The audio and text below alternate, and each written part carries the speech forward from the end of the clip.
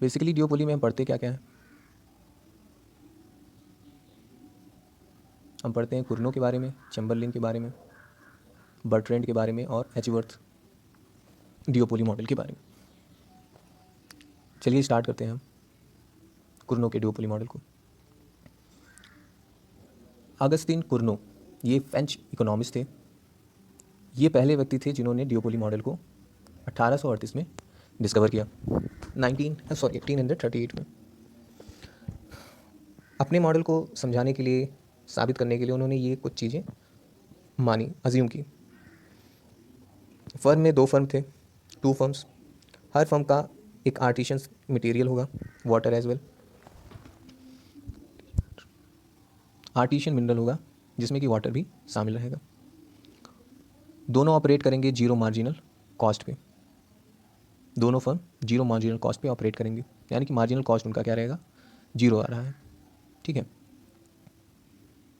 Both face demand curve with constant negative slope. जो इनका demand curve रहेगा वो कांस्टेंट नेगेटिव स्लोप की तरफ जाएगा, मतलब जैसे जैसे क्वांटिटी बढ़ेगी इनका डिमांड घटता जाएगा, यही कांस्टेंट नेगेटिव स्लोप। जो ईच फर्म है ये एक्ट करेगी इस एजप्शन को मानते हुए कि जो दूसरा कॉम्पिटिटर है वो इसके डिसीजन से कोई रिएक्शन नहीं करने वाला है, ना ही इसके डिसीजन से, ना ही इसके प्राइस से। ये था कुर्नो का बिहेवियरल एजप्शन। अगर बिहेवियरल एजप्शन मान पूछा जाए कुर्नो का तो ये डी है। डी क्या कहता है कि हर एक सेलर जो है एक्ट करता है यह मानते हुए कि जो उसका कॉम्पिटिटर है वो रिएक्ट नहीं करेगा उसके डिसीजन पे जो उसने चेंज किया है और उसके प्राइस पे जो उसने चेंज किया है। यही इसके बिहेवियरल अप्रोच है। इसको एजप्शन मानते हुए कुर्नो ने इस बात को कंक्लूड किया है कि हर एक फर्म अल्टीमेटली अंतिम में जो सप्लाई होता है उसका 1/3 हो जाता है, मतलब अंततः में जितने भी फर्म हैं वो मार्केट का 1/3 देने लगते हैं। और क्योंकि 2 फर्म है तो एक फर्म 1/3 देगा और दूसरा फर्म 1/3 देगा, और 1/3 नहीं दिया जाएगा जिससे डिमांड लगातार बनी रहे उस प्राइस पे जिस पे दोनों स्वीकृत हों। While the third party 1/3 of the market remain unsupplied, और 1/3 मार्केट का सप्लाई नहीं किया जाता है। डायग्राम रिप्रेजेंटेशन देखते हैं यहाँ पे। कुर्नो डिओपोली मॉडल इज प्रेजेंटेड इस फिगर 1। ये इस फिगर में दर्शाया गया हुआ है। टू बिगिन दी एनालिसिस, हम एनालिसिस स्टार्ट करें उसके लिए हमको सपोज करना पड़ेगा कि सबसे पहले फर्म केवल ए है। अभी के लिए मार्केट में जो फर्म है केवल ए है, और कुछ दिन बाद बी आ जाती है। ए और बी है इनिशियल रूप में। मार्केट में 2 फर्म है, ए और बी। सबसे पहले ए आती है फिर बी आता है। ए क्या है, ये ओनली सेलर है ऑफ मिनरल वाटर। अभी के लिए शुरुआत में ए ही होता है जो मिनरल वाटर बेच रहा होता है मार्केट में शुरुआत में। अपने प्रॉफिट को मैक्सिमाइज करने के लिए, जिसे रेवेन्यू भी कहते हैं इकोनॉमिक्स टर्म में, अपने रेवेन्यू को मैक्सिमाइज करने के लिए जो ए फर्म है ही सेल्स क्वांटिटी ओ क्यू। तो ओ क्यू यहाँ पे है, ओ क्यू क्वांटिटी वो बेचता है। Where is M C equal to O M R, जहाँ पे उसकी एम सी जो है वो ओ को कट करती है, एम आर जो है वो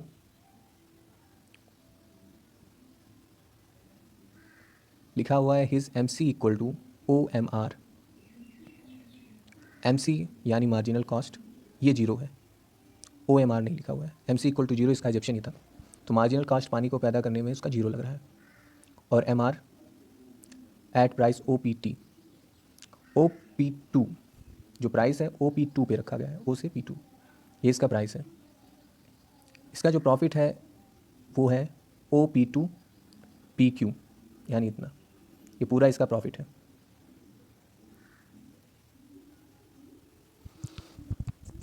अब क्या होता है, अब यहाँ पे बी फर्म इंटर कर जाती है। This market open to him in Q M. अब यहाँ पे मार्केट में क्यू एम क्वान्टिटी भी खुल जाती है जो कि हाफ है मार्केट का। वो अपना प्रोडक्ट बेच सकता है in the remaining half of the market, क्योंकि आधी मार्केट तो ए ने एज्यूम की रखी है, तो आधी मार्केट जो बची है उसमें बी सोचता है कि मैं यहाँ बेच सकता हूँ। वो मानता है कि A will not change his price and output, जैसा कि एजिप्शियन में माना गया है। बिहेवियरल एजिप्शियन जो है कुर्नो का, वो यही मानता है कि ये कोई चेंज नहीं लाएगा प्राइस में, आउटपुट में, क्योंकि वो मैक्सिमम प्रॉफिट बना रहा है। वो ओ क्यू मात्रा में बेचता रहेगा। कितने प्राइस पे? OP2 पे। और इस प्रकार से मार्केट में अवेलेबल रहेगा बी के लिए QM, और डिमांड कब रहेगी उसकी? PM। तो यहाँ देखिए PM उसके लिए डिमांड कर बची रहेगी, और QM क्वांटिटी पैदा करके वो बेच सकता है। इतना इलाका ए का था जो उसको मैक्सिमम प्रॉफिट दे रहा था, वो आधा नहीं प्रोड्यूस कर रहा था, अब उसको प्रोड्यूस करने के लिए बी मार्केट में आ गया है।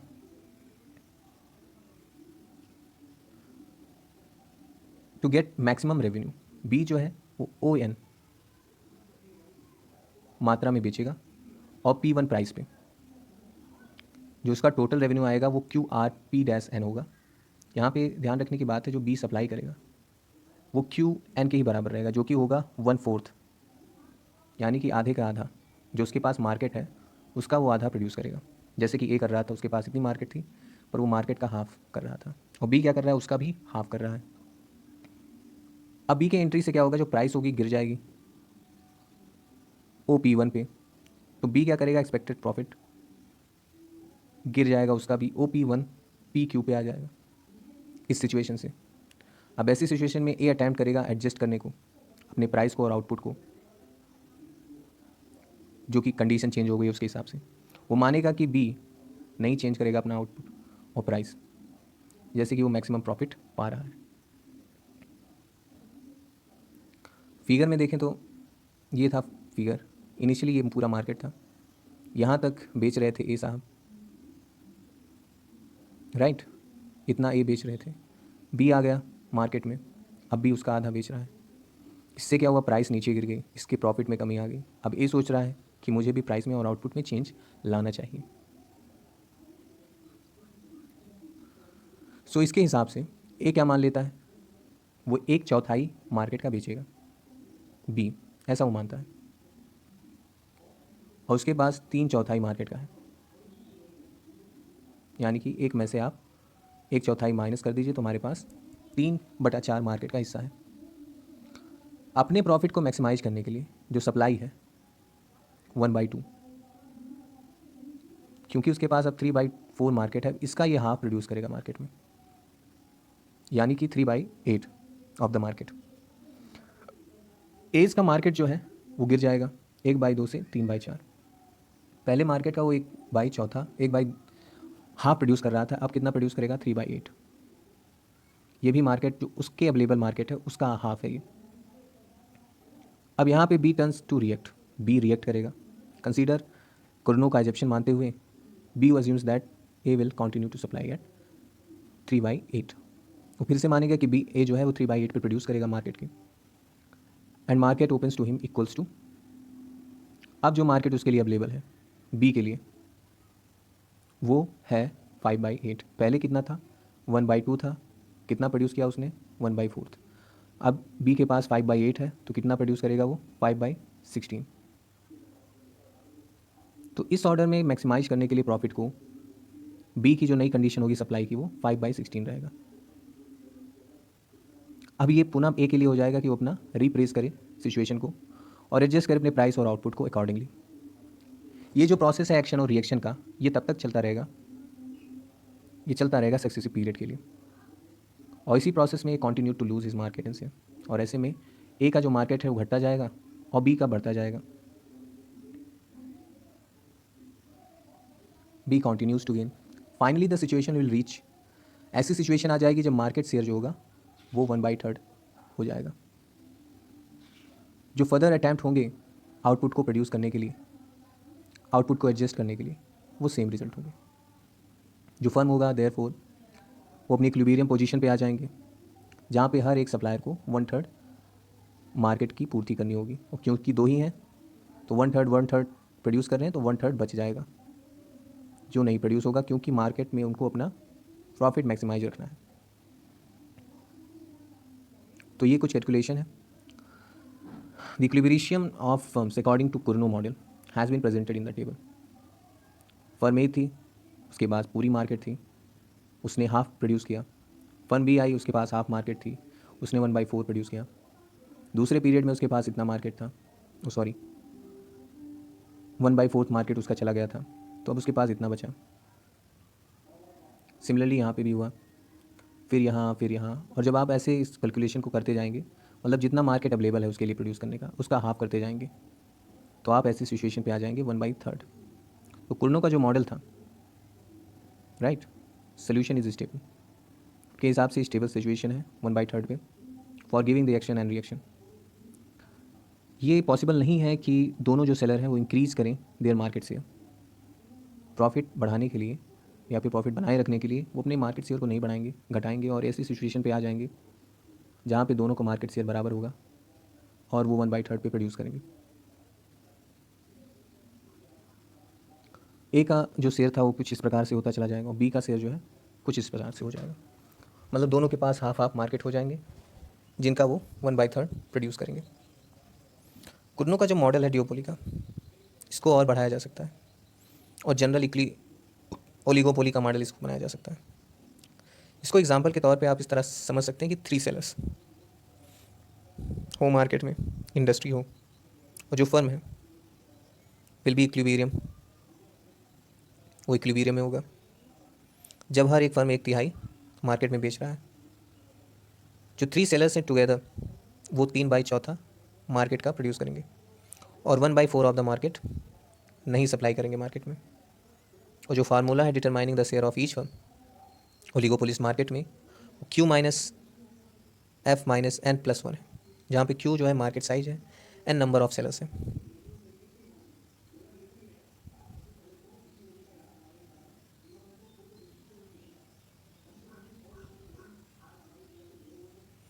क्रिटिसिज्म पढ़ते हैं मॉडल का।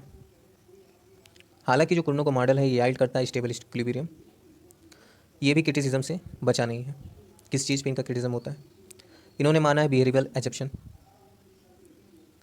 is named to the extent that it implies that firms continue to make wrong calculation about the competitor behavior। ये ज्यूम करता है कि जो सेलर्स हैं वो रॉन्ग एजप्शन मानते रहेंगे लगातार जब तक कि उनका शेयर बराबर ना हो जाए। हर एक सेलर मानता रहेगा, कॉन्टिन्यू एज्यूम करेगा कि इसका जो राइवल है वो अपने आउटपुट में और अपने प्राइस में कोई चेंज नहीं लाएगा, हालांकि वो बार बार हर लेवल पे देख रहा है कि उसमें चेंज वो ला रहा है। तो इस बात पे उनका क्रिटिसिज्म होता है। फिर जो एजप्शन है जीरो कॉस्ट का प्रोडक्शन का, कि मार्जिनल कॉस्ट जीरो आ रही है, ये पूरी तरह से मिथ्या है, ऐसा कहा जा रहा है, totally unrealistic. If this assumption is dropped it does not alter his position. अगर ये इसको ना माना जाए फिर भी कोई फ़र्क नहीं पड़ता है जो इन्होंने थ्योरी दी है। अब बात हम करेंगे चैम्बरलिन के डिओपोली मॉडल की। ये एक स्मॉल ग्रुप मॉडल है। Chamberlin's model of duopoly recognizes interdependence if firms in such a market. यहाँ पे चैम्बरलिन का मॉडल क्या करता है डिओपोली का, वो इंटरडिपेंडेंस पे चलता है। Chamberlain argues that in the real world of oligopoly firms are not so native that they will be not learn from past experiences। Chamberlain कहते हैं कि वास्तविक दुनिया में ओलिगोपोली के फर्म के ऐसा नहीं होता है कि वो कुछ नहीं सीखेंगे अपने पास्ट एक्सपीरियंस से, मतलब एक प्रकार क्रिटिसिज्म है ओलिगो कुर्नो के मॉडल का। हालांकि he makes the same assumption as the exponent of the old classical model have done, पर ये जो एजप्शन मानते हैं वही मानते हैं जो क्लासिकल यानी पुराने मॉडल्स ने माने थे। दूसरे शब्दों में कहें तो his model is based on the assumptions of the homogeneous product. तो इनका जो मॉडल है वो होमोजीनियस प्रोडक्ट पे डिटरमाइन किया हुआ है। Firms of equal size with identical cost, जो फर्म है वो समान साइज की रहेंगी, आइडेंटिकल कॉस्ट रहेंगे, no entry by new firms and full knowledge of the demand, और डिमांड की पूरी नॉलेज होगी। Recognition of the interdependence firm in oligopoly market given as a result of quite different from that of Kuno। ये जो interdependence है ये थोड़ा एक अच्छी चीज़ जोड़ता है, क्योंकि इंटरडिपेंडेंस नहीं लिया गया था कुर्नो के मॉडल के एजप्शन पे, यहाँ पे चैम्बरलिन इस पे फोकस करते हैं।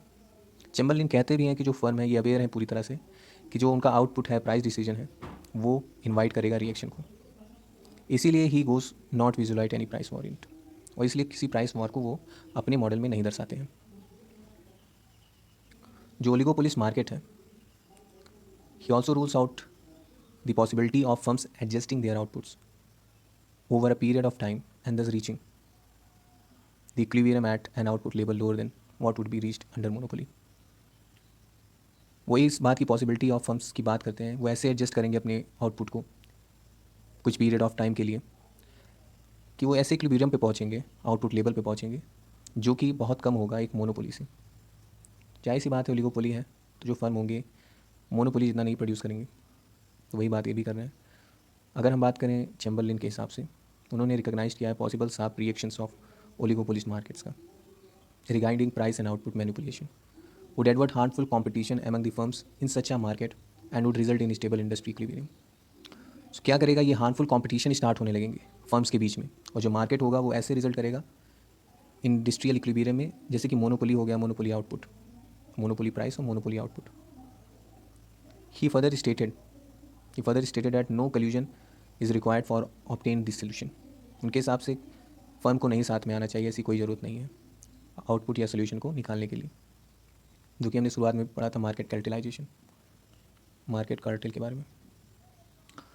इन case of firm in oligopoly market, firm के बारे में बात करें ओलिगोपोली मार्केट में, ये अवेयर होते हैं ऑफ देयर म्यूचुअल डिपेंडेंस, और तैयार होते हैं कि सीखने के लिए अपने पास्ट एक्सपीरियंस से, अपने प्रॉफिट को मैक्सिमाइज करने के लिए, इंडिविजुअल प्रॉफिट को, जॉइंट प्रॉफिट को, they will change the monopoly price. Chamberlin का जो मॉडल है एक्सप्लेन किया जा सकता है in the frame of work of duopoly market. Chamberlin Cournot के ही जैसे अज्यूम करते हैं लीनियर डिमांड को प्रोडक्ट का। सिंप्लिसिटी के लिए वो अज्यूम भी करते हैं कि जो कॉस्ट ऑफ प्रोड्यूसिंग है गुड्स की वो जीरो है। चैम्बरलिन का मॉडल इलस्ट्रेट है फिगर 2 में। इस फिगर में जो डी क्यू है, आगे हम देखेंगे, इस फिगर में डी क्यू क्या है, मार्केट डिमांड है। देखते रहिएगा डी क्यू क्या है, मार्केट डिमांड है। अगर फर्म जो है first enter in the market, it will produce O Q. A जो फर्म है वो ओ क्यू प्रोड्यूस करेगी स्टार्ट में, because at this level output its marginal revenue is equal to marginal cost. क्यों? क्योंकि यहाँ पे उसका जो मार्जिनल कॉस्ट है वो मार्जिनल रेवेन्यू के बराबर है, जो कि जीरो है। जो फर्म है can charge O P price, और ये firm O P 1 price charge करेगी, जो कि एक मोनोपोली प्राइस है, राइट। तो ये डिमांड कर्व है, ये ओ प्रोड्यूस करेगा जहाँ पे M C equal to M R equal to zero है, और उसकी प्राइस ओ पी 1 होगी। दूसरे लाइन पे कहते हैं this will maximise its profit, से उसका प्रॉफिट मैक्सिमाइज हो जाएगा क्योंकि ये मोनोपोली प्रॉफिट है, प्राइस है at O P. Elasticity of demand is unity. जो इलासिटी ऑफ डिमांड क्या है वो यूनिटी है, यानी कि ऐसे है, सीधा जा रहा है। इलासिटी ऑफ डिमांड ऐसे, change in price equal to change in quantity. Firm भी है इंटर करेगा मार्केट में at this stage, considering that its demand curve is C Q. तो फिर वही वाला बात, क्यों मान के चलेगा कि उसका जो डिमांड कर्व है वो क्या है, C2 है।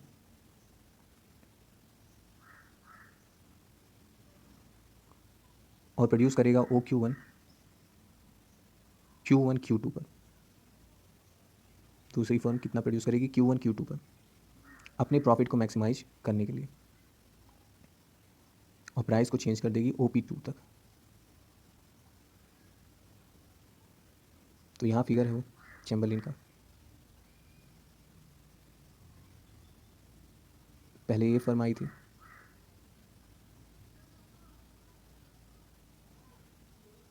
ये इतना क्वांटिटी इतने प्राइस पे दे रही थी, फिर बी फर्म आई इतना, वो इतने प्राइस पे दे रही थी। इसके बारे में हमने पढ़ा। तो इसके बाद क्या होगा, it will realise that can't sell Q1 quantity at the monopoly price and thus decide to reduce the quantity to Q3। और ऐसे में वो अपनी जो प्राइस है वो Q3 पे रिड्यूस कर देगी, क्योंकि जो दूसरा बी फर्म है उसने प्राइस अपनी P2 पे कर दी है। अब जो फर्म बी है वो कंटिन्यू करेगा प्रोड्यूस करना Q1 Q2 पर ही, which is same as Q3 Q1। जो इंडस्ट्री आउटपुट है thus OQ1 and the prices rises to the level of OP1। और फिर से ये क्या, यहाँ पे बढ़ जाएगा, क्वांटिटी यहाँ पे बढ़ जाएगी और यहाँ तक बढ़ जाएगी। ये एक आइडियल सिचुएशन है from the point of the view of the both firm A and B। समझा आपने? उसने घटाया, B ने कोई चेंज नहीं लाया, तो जितना ये पहले प्रोड्यूस कर रहा था उतना ही अब दोनों फर्म मिला के प्रोड्यूस कर रही हैं, और प्राइस पुनः से P1 पे चला गया, और दोनों ने लगभग शेयर कर लिया आधा आधा। So in this case the joint output of the two firms is monopoly output. और इस प्रकार से जो इन्होंने आउटपुट निकाला है ये मोनोपोली आउटपुट है, और जो प्राइस रखा है वो भी मोनोपोली प्राइस है। तो ये मानना कि जो इक्वल कॉस्ट है, मार्जिनल कॉस्ट जो है वो जीरो के बराबर है, और जो मार्केट है will be sharing between A and B half half, यानी कि ए के ही मार्केट का हाफ हाफ ही प्रोड्यूस कर रहे हैं। ये लगभग कुरनों की तरह ही, बस थोड़ा सा चेंज है कि बी कोई चेंज नहीं लाता है और मार्केट में शेयरिंग हो जाती है, जॉइंट प्रॉफिट हो जाता है, जॉइंट प्रॉफिट प्राइस हो जाता है। Appraisal in the model, Chamberlain model is certainly more realistic than real models. He assumes that firms recognize interdependence and ये more realistic लगता है। ये मानते हैं कि जो इंटरडिपेंडेंस है, जो फर्म है इंटरडिपेंडेंस को मानती हैं और एक्ट करती हैं उसी मैनर में मोनोपोली सिचुएशन को बनाने रखने के लिए। और वास्तविक जगत में ऐसा होता है, वो लोग बोली there are certain difficulties in reaching this situation. है ऐसी सिचुएशन है, कतर चाहेगा कि मैं ज़्यादा प्रोड्यूस करूँगा, अगर ऐसा नहीं होगा तो वो ऑयल प्रोड्यूसिंग नेशन से बाहर निकल आएगा। इन दी एसेप्शन ऑफ कोलिजन, चूँकि कोलिजन का एब्सेंस है यहाँ पे, तो firm must have a good knowledge of market demand curve. तो ऐसी सिचुएशन मार्केट डिमांड कर्व की अच्छी नॉलेज होनी चाहिए, जो कि इम्पॉसिबल है ऑब्टेन करने के लिए। इन केस ऑफ इंफॉर्मेशन लेकिन firms will not know how to reach monopoly situation, और ऐसी सिचुएशन में ये नहीं जान पाएंगे मोनोपोली सोल्यूशन तक कैसे पहुँचें। फर्दर चैम्बरलिन इग्नोर्स एंट्री को भी इग्नोर कर देते हैं। वास्तविक रूप में देखें तो ओलिगोपोलिस्ट में मार्केट आर रियरली क्लोज्ड होते हैं। So A we recognize the effect of entry, अगर हम एंट्री को रिकॉग्नाइज करें तो ऐसे सिचुएशन में क्या होगा, हम ऑब्टेन करेंगे कि certain that the stable monopoly solution will ever be reached. तो हम देखेंगे जो ये स्टेबल मोनोपोली की बात कर रहे हैं ये कभी नहीं हो पाएगा। Difference in cost and market opportunities are also hindrance. Different market है, कॉस्ट अपॉर्चुनिटी डिफरेंट है, ये भी एक हिंड्रेंस है, एक धक्का है for obtaining monopoly type outcome. ठीक है, और independent section of the firms in oligopolies. अब आ गए हैं हम तीसरे ड्यूओपोली मॉडल पे, जिसे हम कह रहे हैं बर्ट्रेंड मॉडल ऑफ ड्यूओपोली। तो बर्ट्रेंड एक फ्रेंच मैथमेटिशियन से इन्होंने डेवलप किया अपना खुद का मॉडल ड्यूओपोली का 1883 में। जो बर्ट्रेंड का मॉडल है डिफ़र करता है कुर्नो के मॉडल से इस पहलू में कि बिहेवियल अजप्शन के पहलू में वो डिफ़र करता है। और कुर्नो के मॉडल अंडर कुर्नो के मॉडल में क्या होता है, each seller assume his rival output to remain constant. पर बर्ट्रेंड के मॉडल में क्या होता है, each seller determines his price on the assumptions that his rival price. Bertrand के मॉडल में ये माना जाता है कि सेलर डिटरमाइन करेगा अपना प्राइस को ये मानते हुए कि जो उसका राइवल प्राइस है उसके आउटपुट के बजाय प्राइस को अपने कांस्टेंट रखेगा, आउटपुट को बढ़ा घटा सकता है। Bertrand model focuses on price competition.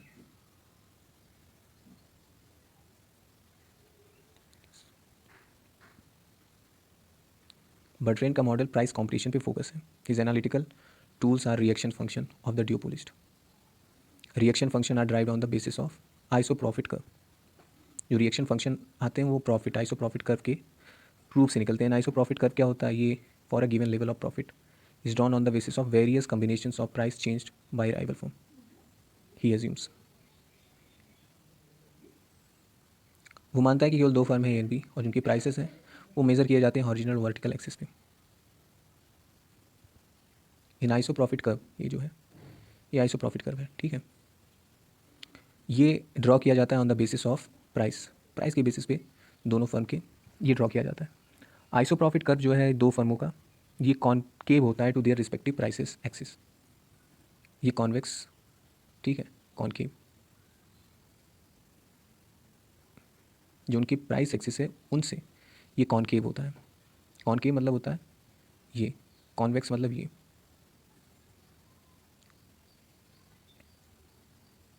And those firms B are convex to P. V concave है, ये कॉन्वेक्स है, और ये कुल मिला के ऐसे करके ये क्या हो जाएंगे, कॉनकेव हो जाएंगे। In figure 4 we have curve A which shows that A can earn a given profit for various combinations of the its rival price. Example के लिए price combination at point A B C yield same level of output, जो कि indicated किए जाते हैं iso profit curve से A1 से। अगर जो फर्म्स हैं बी अपने प्राइस को पी बी पे फिक्स कर दे, firm A has two alternative prices PA1 PA2 and make same level of profits. जब वी है रिड्यूस करता है A may enter, rise its price or reduce it. A will reduce its price when he is at a point C and raise its price when A is a point A. But there is a limit to which this price adjustment is possible. और ये जो point है ये point B है. सो यहाँ पे क्या होगा, एक यूनिक प्राइस होगा ए के लिए जहाँ पे प्रॉफिट मैक्सिमाइज होगी. जो यूनिक प्राइस है ये lowest point of iso profit curve पे पड़ेगी. सेम एनालिसिस हमको देखने को मिलता है दूसरे आइसो प्रॉफिट कर्व में A1 A2 में और A3 में. We get a reaction curve, not that as reaction curve has a rightward slant. ये इसलिए होता है कि आइसो प्रॉफिट कर्व जो है वो टेंड कर देता है, शिफ्ट कर जाता है राइटवर्ड. और यहाँ पे ए गेन करता है market from his rival B. इसको मानते हुए बी का जो फर्म है reaction curve may draw soon as in figure 4. The equilibrium of duopoly suggested by Bertrand's model may be obtained by putting together the reaction curve of the firm A and B. ये यहाँ पे आप देख सकते हैं, ये price B का था, ये प्राइस A का है और यहाँ पे कुछ ऐसे कट करेगा. इधर आप B का रिएक्शन देखेंगे और ये A का रिएक्शन कर्व है, यहाँ पे E है. This reaction curve of A and B intersect at point E, where there is expectation materialized. Point E is therefore equilibrium point. This equilibrium point is stable. Equilibrium point is stable है. If there is one of the firms disagree to this point, अगर कोई ऐसा firm है जो disagree करता है इस point पे, it will create a serious action and reaction. इससे एक खतरनाक एक्शन रिएक्शन होगा between the firms and which lead them back to the point E. और ये पुनः ऐसी सिचुएशन स्टार्ट होगी, एक्शन रिएक्शन, और एक बार फिर से वो ई पॉइंट पे आ जाएंगे. बात करते हैं इस criticism of this model. Bertrand का जो मॉडल था has criticized on the same ground as Cournot's model. जिस प्रकार से कुर्नो के मॉडल को क्रिटिसाइज़ किया गया उन्हीं ग्राउंड पे बर्ट्रेन के मॉडल को भी क्रिटिसाइज़ किया गया. बर्ट्रेन का इम्प्लिसिट बिहेवियर एजप्शन, जो बाहरी बिहेवियर एजप्शंस हैं कि जो फर्म है never learns from the past experience seems to be unrealistic. कि जो फर्म होती हैं कभी कुछ सीखती नहीं अपने पास्ट एक्सपीरियंस से, ये काफ़ी अनरियलिस्टिक है. इस पर क्रिटिसाइज़ किया गया. और अगर cost is assume to be zero, price will fluctuate between zero and upper limit of the price instead of stabilizing at a point. अगर जो कॉस्ट है इसको जीरो मान लिया जाए तो प्राइस जो है फ्लैक्चुएट करेगी जीरो से लेकर अपर लिमिट ऑफ प्राइस तक. ठीक है, अगर जीरो ही है प्राइस तो जीरो से 1 2 3 4 जहाँ तक उसको खींच सकते हैं वहाँ तक हम बेचेगा फर्म, ना कि किसी एक पॉइंट पे इसको स्टेबलाइज करने का प्रयास करेगा. वो तो चाहेगा बस जीरो से ज़्यादा मिल जाए मुझे, प्रॉफिट ही है तो उसका, क्योंकि पैसा तो लग नहीं रहा है प्रोड्यूस करने में. अब ये चौथी मॉडल है डिओपोली का जो कि एजवर्थ का है. Edgeworth developed his model of duopoly in 1897. Edgeworth बेथवर्थ के बर्ट्रेन के एजप्शन को फॉलो करते हैं कि हर एक सेलर मानता है कि जो राइवल का प्राइस है उसके आउटपुट को नहीं रिमेन कांस्टेंट रहता है. His model is illustrated in the figure. यहाँ पे फिगर है, आप देख रहे होंगे. एक तरफ फर्म ए है, एक तरफ फर्म बी है, जिसके बारे में कुछ दिया गया है. अगर हम फिगर को सपोज करें तो there are two sellers A and B. ठीक है, market who face identical demand curve, जिनमें आइडेंटिकल डिमांड कर्व है ये ए और बी में. ठीक है, डी ए और D B. A has demand curve D D B और बी एड as D D B. Let us assume that seller A, जो सेलर ए है, has maximum capacity of output O M और B has maximum capacity of O M dash. The coordinate of O D A measures the price. जो coordinate है O D ए का, कहाँ है O D ए? ओ D ए तो मुझे कहीं दिख नहीं रहा है. कोऑर्डिनेट ऑफ ओ डी ये प्राइस को दर्शा रहा है ए के लिए भी और बी के लिए भी. ठीक है,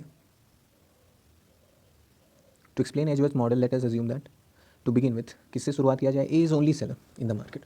शुरुआत में ए केवल ही मार्केट में एक सेलर था. उसके प्रॉफिट मैक्सिमाइजेशन रूल है एक मोनोपोली सेलर की तरह. ये बेचता है ओ क्यू क्वान्टिटी पे और अपने प्राइस को ओ पी टू पे चेंज कर देता है. इसकी मोनोपोली जो प्रॉफिट है अंडर जीरो कॉस्ट, मतलब कुछ नहीं लग रहा है, इक्वल्स टू इतना O P two Q E Q. मानते हैं कि जो बी है इंटर करता है मार्केट में, बी मानेगा कि A will not change his price. B मान लेता है कि ए अपना प्राइस नहीं चेंज करेगा क्योंकि he is maximum making maximum profit, काफ़ी ज़्यादा प्रॉफिट बना रहा है. He sets his price slightly below A और ए से थोड़ा कम प्राइस पे वो अपना दाम रखता है ओ पी टू पे. Is able to set his total output, वो अपने टोटल आउटपुट को बेच ले जाता है. अब इस प्राइस पे he capture substantial part of the S market और ऐसी पॉइंट पे सब्सटेंशियल मार्केट को कैप्चर कर ले जाता है। Seller A on the other hand that his sales has gone down, उसका सेल अब नीचे चला गया है। In order to regain the market, और मार्केट को पुनः रिगेन करने के लिए A sets his price slightly below B, वो बी से अपनी प्राइस को नीचे रखता है। This lead to price war between the seller, और ऐसी सिचुएशन में प्राइस वॉर स्टार्ट हो जाता है। जो price war start takes from the form of price cutting which continues until the price reaches OP1. At this price both A and B able to sell their entire output. A sells OQ, B sells OQ। तो ये price cutting का वार start हो जाता है। ये सब तब तक चलता है जब तक कि वो इस पॉइंट पे OP1 पे नहीं पहुंच जाते हैं, जहाँ पे ए भी अपना सारा सामान बेच लेता है यानी कि OQ, और बी भी अपना सामान बेच लेता है यानी कि OQ डैश। जो प्राइस है OP1 could therefore be expected to be stable. तो यहाँ पे जो प्राइस है इसको स्टेबल माना जा सकता है अकॉर्डिंग टू एजवर्थ, पर एजवर्थ के हिसाब से ये स्टेबल नहीं है। सिंपल रीज़न ये है कि one price OP is set in the market, ये मार्केट में सेट है।